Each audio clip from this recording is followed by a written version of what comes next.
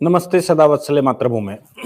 हम लोग चर्चा करने जा रहे हैं लखीमपुर खीरी कांड की। लखीमपुर खीरी कांड के विषय में हमें लगता है कि हमारे देश के प्रत्येक नागरिक को मालूम है, क्योंकि वो इतना हाईलाइट हुआ था मामला और पूरे देश भर में उसकी खूब चर्चा हुई थी। कारण उसका चर्चा का ये था क्योंकि वो केंद्रीय मंत्री के बेटे हैं और उस चर्चा का कारण दूसरा और था।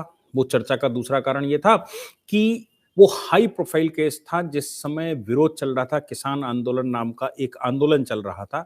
कुछ लोगों का कहना है वो सही था, कुछ का कहना है गलत है, कुछ का कहना है कि वो अ, फर्जी था, कुछ का कहना है कि वो खालिस्तानी थे, बहुत सारी चीजें। लेकिन हमारे देश का एक एस्टेब्लिश्ड प्रिंसिपल है और वो एस्टेब्लिश्ड प्रिंसिपल ये है कि कोई भी व्यक्ति जो भारत में है, जो भारत का नागरिक है, उस व्यक्ति के खिलाफ कितनी कार्रवाई की जा सकती है। सुप्रीम कोर्ट ने इलाहाबाद हाई कोर्ट ने उसमें बेल ग्रांट कर दी थी अप्रैल में, वो फरवरी में। और बेल ग्रांट करने के दो तीन कारण बताए थे। उन कारणों को इस ये जो जेल भेजने का सुप्रीम कोर्ट ने ऑर्डर किया है, इसकी खास बात है कुछ। इसकी खास बात यह है कि इलाहाबाद हाई कोर्ट के ऑर्डर को सेटिसाइड भी किया है और उसके ग्राउंड्स को स्वीकार भी किया है। जो जो बेल ग्रांट करने के ऑर्डर हैं, जो बेल ग्रांट करने का रीजन था, उस रीजन को स्वीकार भी करता है सुप्रीम कोर्ट और उनकी बेल को सेटिसाइड करते हुए एक हफ्ते में उनको जेल जाने का, सरेंडर करने का आदेश भी देता है। तो ये जो अजीबोगरीब तो नहीं कहेंगे, लीगल व्यक्ति तो नहीं कहेगा उसको अजीबोगरीब, लेकिन मैं आम आदमी की दृष्टि से देखूं तो आम आदमी उसको जरूर जानना चाहेगा कि आखिर ऐसा क्या हुआ। पहली बात यह है कि जो हाई कोर्ट का ऑर्डर था उनको बेल ग्रांट करने का, उस ऑर्डर में हाई कोर्ट ने यह कहा था कि चूंकि ड्राइवर को अपनी जान बचाने का अधिकार है और अपनी जान बचाने का जिसको अधिकार हो, इसलिए गाड़ी को स्पीड अप किया जा सकता है। तो यहां पर ड्राइवर ने जो गाड़ी की स्पीड बढ़ाई, वो स्पीड अपने प्राण, अपने जो लोग बैठे हुए थे उनको बचाने के लिए बढ़ाई, इसलिए ये बट नेचुरल टाइप है। दूसरा, इलाहाबाद हाईकोर्ट ने यह कहा था कि ये जो एलिगेशन लगाए गए कि जो मृतक हैं उन पर, उनके ऊपर फायर आर्म चलाया गया, गोली चलाई गई, तो पोस्टमार्टम रिपोर्ट में कोई भी गोली के निशान नहीं पाए गए, कोई फायर आर्म का निशान नहीं पाया गया। तो ये दो ग्राउंड लेते हुए कोर्ट ने बेल ग्रांट कर दी थी आशीष मिश्रा को। और चूंकि ड्राइवर की हत्या भी हो गई थी, इसलिए ये दोनों ही विजिबल ग्राउंड बनते थे। मामला, परिवार के लोग सुप्रीम कोर्ट गए। अब सुप्रीम कोर्ट में बहस तो इन्हीं दो बातों पर होनी है। दो बातें क्या हैं कि क्या आशीष मिश्रा या उनके ड्राइवर ने जबरन लोगों को कुचल दिया, दूसरा कि उन्होंने गोली चलाई जिसकी वजह से मृत्यु हुई, और इनको जबरदस्ती कुचल दिया गया। इस बात को सुप्रीम कोर्ट ने कहा, मैं भाई हम आपकी बात, ये बात स्वीकार कर सकते हैं कि उन्होंने स्पीड अप इसलिए किया क्योंकि उनको अपनी जान बचानी थी।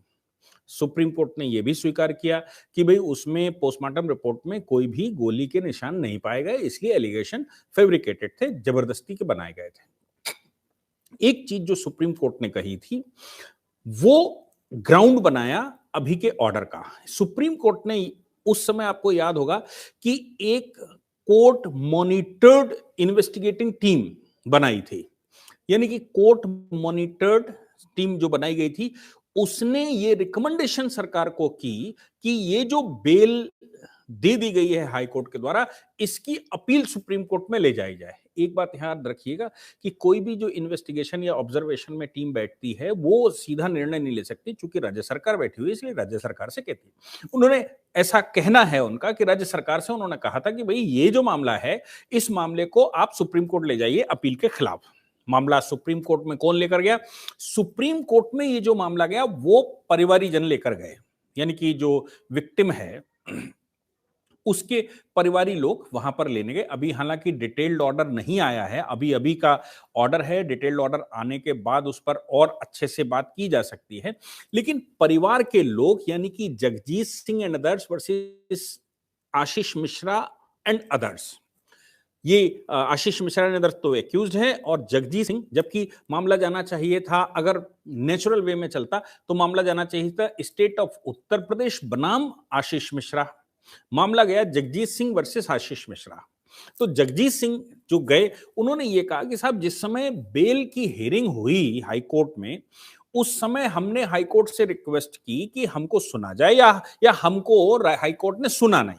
ये रिक्वेस्ट की ऐसा नहीं लिखा, हमको हाई कोर्ट ने सुना नहीं, हमको सुने बगैर हाई कोर्ट ने इनको बेल ग्रांट कर दी, जो कि ठीक नहीं है। हम विक्टिम हैं, विक्टिम को भी सुना जाना चाहिए, बिना विक्टिम को सुने हुए बेल ग्रांट नहीं होनी चाहिए। दूसरा जो सुप्रीम कोर्ट ने ग्राउंड दिया, दूसरे ग्राउंड में सुप्रीम कोर्ट ने यह कहा कि देखिए, चूंकि जो एसआईटी बैठी हुई थी, उसने राज्य सरकार को रिकमेंडेशन की थी कि आप बेल के अगेंस्ट में हाई कोर्ट सुप्रीम कोर्ट जाइए। तो उन्होंने ये कहा कि हाई कोर्ट ने सब कुछ देखा, हाई कोर्ट की बात से हम सहमत भी हैं कि जो उन्होंने ग्राउंड लिए, लेकिन right to victim can not be disobeyed.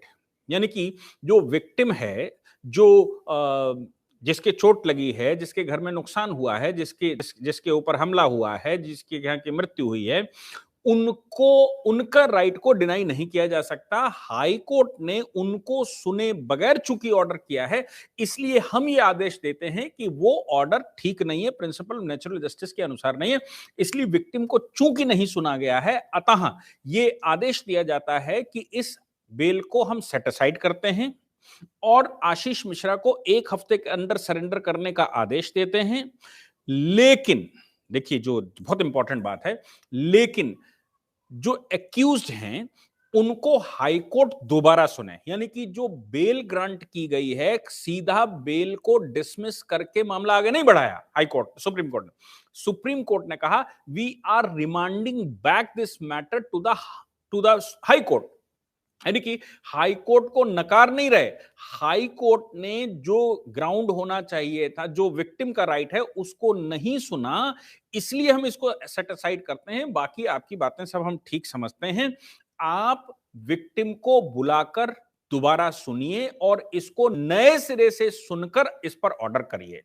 यानी कि ये जो बात है, इस ऑर्डर में सुप्रीम कोर्ट ने बेल के ग्राउंड को रिजेक्ट नहीं किया है। जो बात उत्तर प्रदेश सरकार ने कहा था कि हाई प्रोफाइल केस है, चूंकि एक मिनिस्टर का बेटा है, इसलिए इसके भागने की चांसेस बहुत कम हैं, ये भाग नहीं सकता और ये डिस्टर्ब भी नहीं कर सकता, इसके बहुत कम चांसेस हैं, ये देश छोड़कर नहीं जा सकता, इसके चांस है, इसलिए इसको बिल देने में कोई समस्या, या उन्होंने कहा, उसको कहा नहीं, उन्होंने कहा कि ये सिचुएशन है। सुप्रीम कोर्ट में उत्तर प्रदेश सरकार ने इसमें यह कहा कि भाई हमने बड़े अच्छे से बेल रिजेक्शन के लिए वहां पर प्रेजेंटेशन किया था और बेल उसके बावजूद हो गई, ये हम सुप्रीम कोर्ट आने वाले भी थे, ऐसा कुछ उन्होंने कहा। एक चीज और, जो विक्टिम्स ने सुप्रीम कोर्ट से कहा कि साहब दूसरी बेंच को रेफर कर दिया जाए, चीफ जस्टिस को आदेश दिया जाए हाई कोर्ट के कि वो इस मामले को दूसरी बेंच के पास लेकर जाए, दूसरी बेंच को अलॉट कर दे और बेल की सुनवाई दूसरी बेंच करे। हाई कोर्ट के नियमों के अनुसार, हाई कोर्ट रूल्स के अनुसार, जिस कोर्ट ने बेल रिजेक्ट की है या जिस कोर्ट ने बेल ग्रांट की है, उसी कोर्ट में दोबारा, तिबारा, चौबारा, पचबारा जितने बार भी बेल का एप्लीकेशन लगेगी, उसी कोर्ट में लगेगी। ये हाई कोर्ट रूल्स में है। अब चीफ जस्टिस अपनी डिस्क्रिशनरी पावर इस्तेमाल करते हुए केस को लीव कर सकता है, या फिर जो बेंच सुनवाई कर रही है वो केस को लीव कर सकती है और लीव कर दे, कहे हम इसकी सुनवाई नहीं करेंगे, अब चीफ जस्टिस चाहे तो उनको लगा दे। तो सुप्रीम कोर्ट ने ये कहा कि भाई देखो, हम ये आदेश नहीं कर सकते कि वो उसकी बेंच बदल दे, लेकिन चीफ जस्टिस के ऊपर है, चूंकि ये चीफ जस्टिस, हाईकोर्ट के चीफ जस्टिस का अधिकार है कि वो कौन सी बेंच को रोस्टर तय करता है, इसलिए ये उसको ही करने दिया जाए, हम इसमें इंटरवेंशन नहीं करना चाहते। ये बात ऑनरेबल सुप्रीम कोर्ट ने उसमें कह दी। हालांकि जैसे मैंने कहा, हाई कोर्ट रूल्स के अनुसार वही कोर्ट उसको दोबारा सुनेगी। सुप्रीम कोर्ट ने जो बात कंसीडर करने के लिए कहा है विक्टिम के राइट को, वो बात पुनः कंसीडर करते हुए, यानी कि विक्टिम को भी बुलाया जाएगा, विक्टिम का एडवोकेट खड़ा होगा, विक्टिम अपनी बात कहेगा कि आखिर हमारे जो एक्सीडेंट हुआ उसमें क्या हुआ, क्या नहीं हुआ, ये सब कुछ होते हुए तब इसमें नए सिरे से ऑर्डर होगा। तो समझ में ये आया कि बेल सेटिसाइड भी कर दी, ग्राउंड सेटिसाइड नहीं किए, ग्राउंड वैलिड पाए, और जो कमी रह गई थी विक्टिम को ना सुनने वाली, वो विक्टिम को सुनने के साथ इस पर फ्रेश ऑर्डर किया जाए, ऐसा सुप्रीम कोर्ट ने ऑर्डर किया। मुझे लगता है कि एक वेल मेंटेन्ड, जस्टिफाइड, बीच का ऑर्डर, सही का ऑर्डर, ये ऑनरेबल सुप्रीम कोर्ट ने किया है। अब नए सिरे से सुनवाई होनी होनी है। जय हिंद, जय भारत, वंदे मातरम।